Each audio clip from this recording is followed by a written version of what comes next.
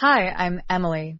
I'm 24 years old, and until about a year ago, I thought my dad was the greatest man alive until I discovered he truth. So my dad Rick raised me alone after my mom passed away when I was 10. We were close, like Gilmore Girls close.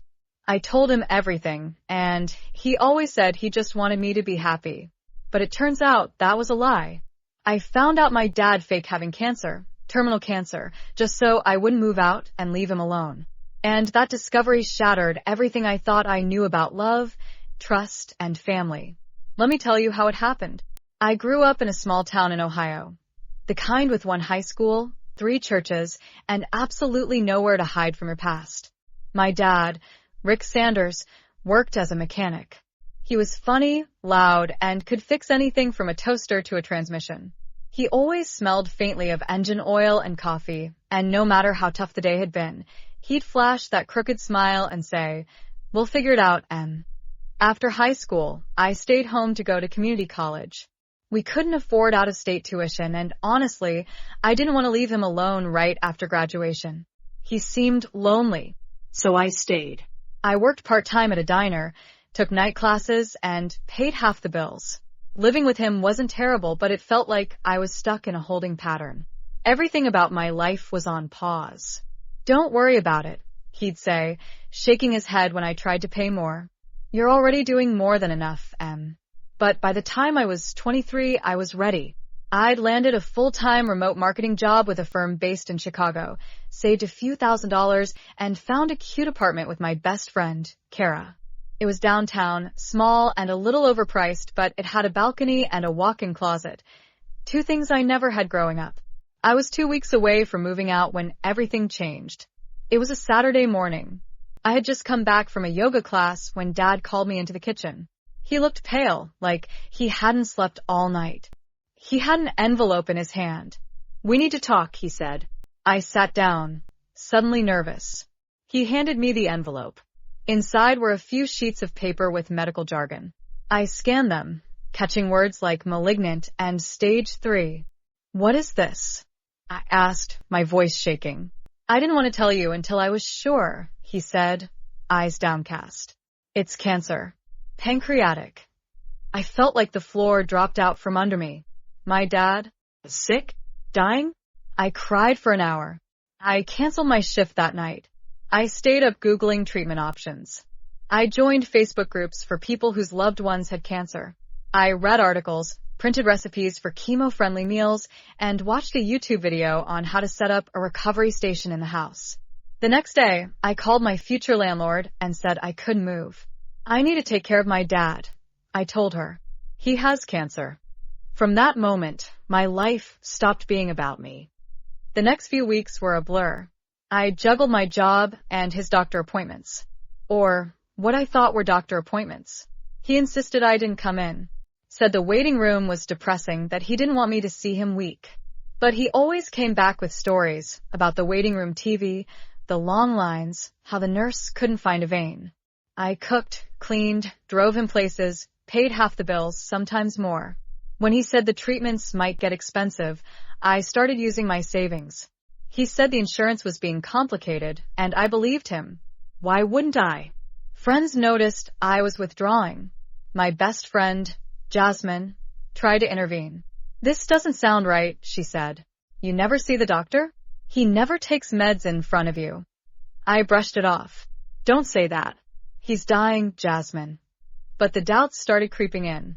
Sometimes, I'd catch him eating foods that didn't make sense for a chemo patient, spicy, chili, greasy burgers. One night, I overheard him talking on the phone to someone from his old job, laughing. He hadn't laughed like that around me in weeks. One day, while doing laundry, I found a crumpled piece of paper in Dad's jeans pocket. It was the same medical letter he showed me. Only this one had different fonts, mismatched logos, and worst of all, it wasn't even printed on hospital letterhead. It looked like a bad template. I tried to ignore it. Told myself, maybe he just needed to show someone a fake copy for insurance. Or maybe he was too ashamed to give me the real one. I didn't want to believe it. The alternative was too dark. But the seed was planted.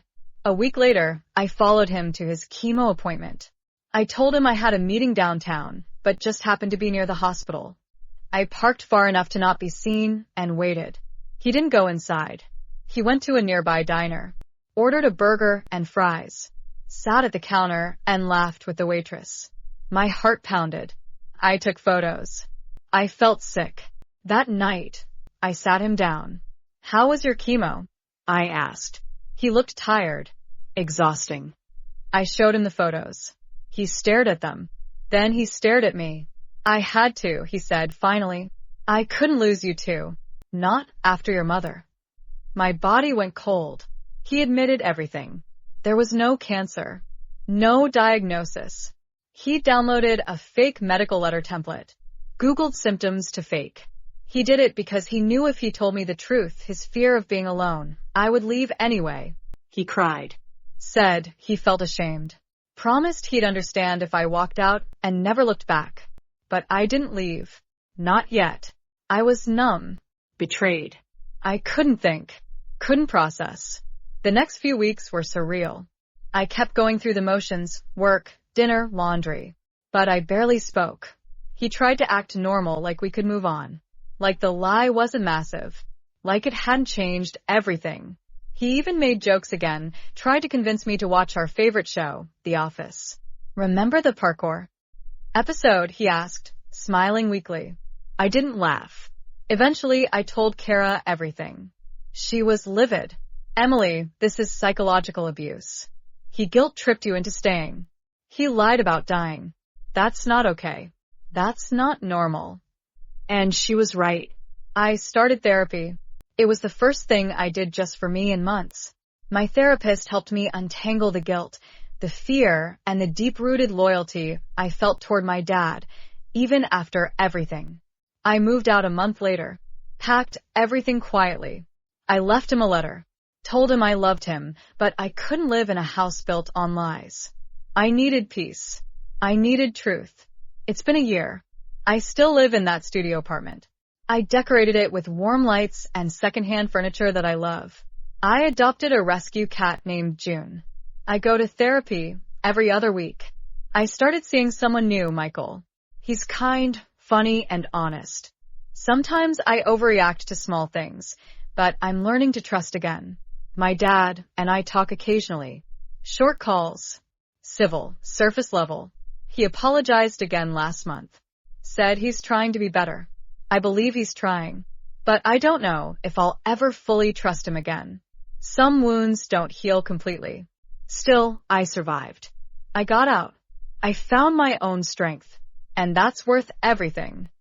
These days, I'm doing more than just surviving. I'm actually thriving. Work has been surprisingly fulfilling. The company I joined a year ago offered me a promotion last month. I'm now a team lead in digital strategy, managing 2 junior associates and overseeing client campaigns. It's stressful sometimes, but the kind of stress that pushes me to grow, not the kind that drains my soul. I finally feel like I'm building something, a career, a future, a self I can be proud of. My apartment has become more than just a place I escaped to. It's home. Kara and I redecorated the living room together a few weeks ago, and now it feels like a Pinterest board exploded in the best way. We've got thrifted mid-century chairs, a rug that looks way more expensive than it was, and a giant ficus plant that she named Leonard. Our lives are busy, but we have this thing where we leave sticky notes for each other. Dumb jokes, affirmations, don't forget milk. And somehow that makes even the bad days better.